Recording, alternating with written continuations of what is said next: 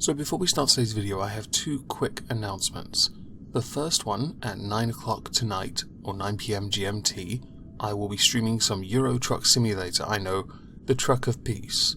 The single most exciting game on all of YouTube. Link to that and my gaming channel below. Second, and you'll notice on the screen here, I have a Sammich.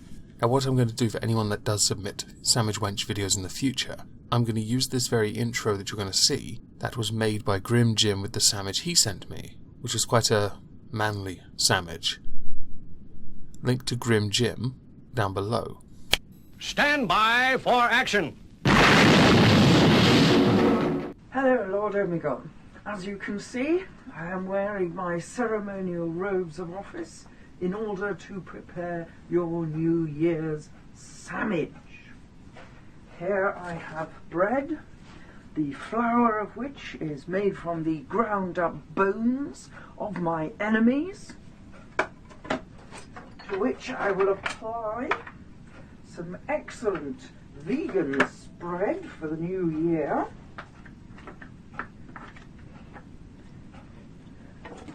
Followed by the highest quality vegan cheese, generous chunks of course,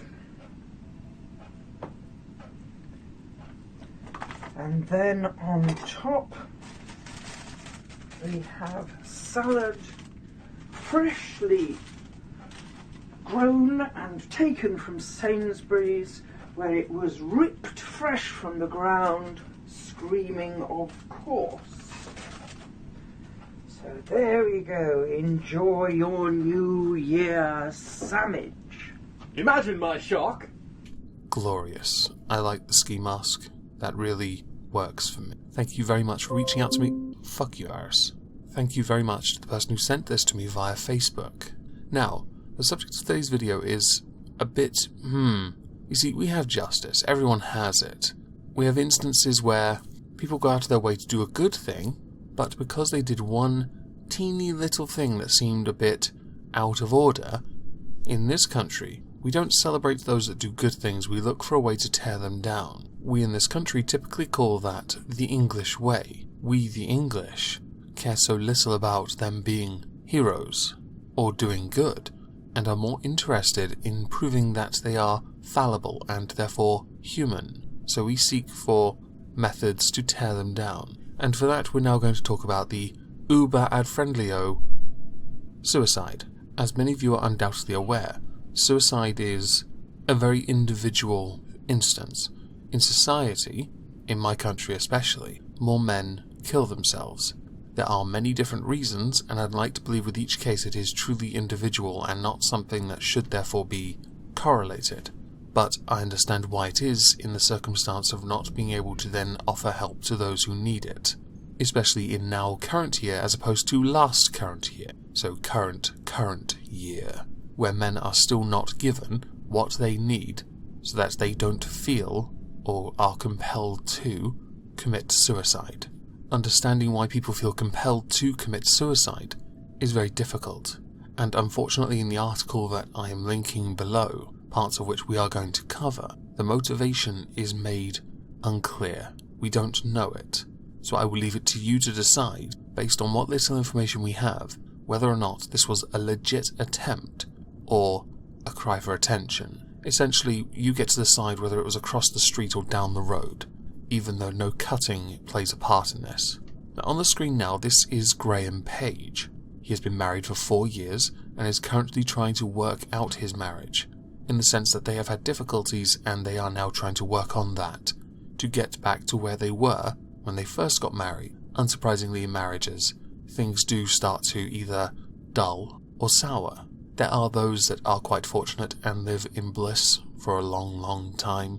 They're quite rare. And then there are the others that just get on with it, because they come from a different time where people stuck together till death do us part. Although that does baffle me, because when they do die, by that definition they've parted, but then people bury them next to each other to think that they would then want to be back together in heaven. I'm almost certain someone can explain this to me. I'm also certain that my grandfather, my great-grandfather is not with my great nan, but in a strip club. Now, Graham Page's wife had left a suicide note and disappeared. He frantically went looking for her and found her in an attempt to jump off a bridge. So, as any good person would do, you would get to them as fast as you humanly could, and you would pull them from the edge, if you could. Now, there are circumstances where, instead, the local authorities are called and they will try and talk you down. There are some instances, actually, I believe 2 weeks ago, where a woman considered committing suicide by jumping off a bridge, and an old lady walked up to her and said, "Let's go and get a coffee." Fantastic. Absolutely fantastic. With the husband, he ran over to her before anything else could happen and pulled her back. In doing so, he cuffed her and then dragged her away from the bridge, where she fell over, and he dragged her home because he didn't have the car, although I assume they left the car there. I'll be honest, the article is unclear as to whether or not the car was left there. That is not, however, how the police were informed that the husband, Mr. Page, cuffed his wife, which under circumstances of desperation one can understand why someone does something like that. You don't condone it, of course not. But understandably, when somebody goes to do something so drastic, you fret, you worry, and I know people are going to say I'm making excuses for domestic violence. I'm really not. A witness to this, though, called the police, told on him, and naturally Mr. Page was charged with battery, which is fan-freaking-tastic. That's what we need for somebody who does something that stops someone from killing themselves, someone they desperately love and are trying to work out things with their marriage with. They need to be arrested.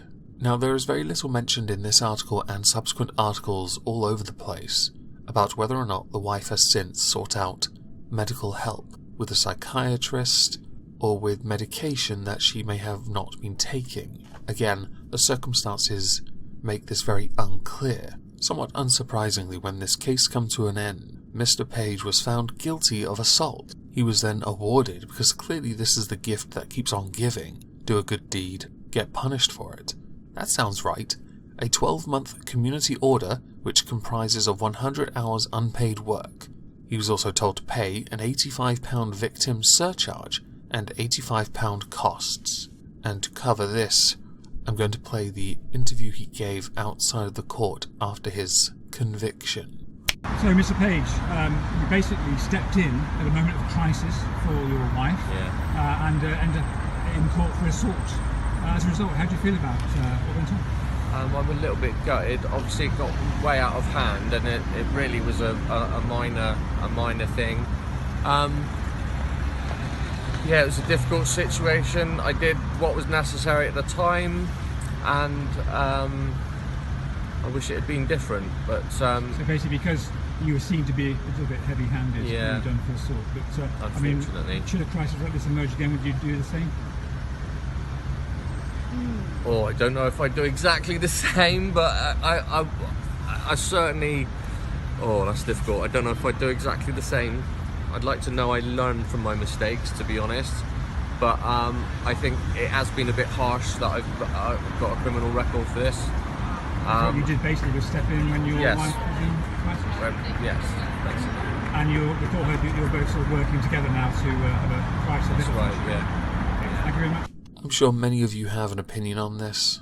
Understanding the individual circumstance plays a key role in deciding whether or not Mr. Page is really guilty of anything. I believe at best this should have been a warning, and possibly more done in the way of helping Mrs. Page, if she is still Mrs. Page at this point, deal with her issues that have arisen to lead her to that moment.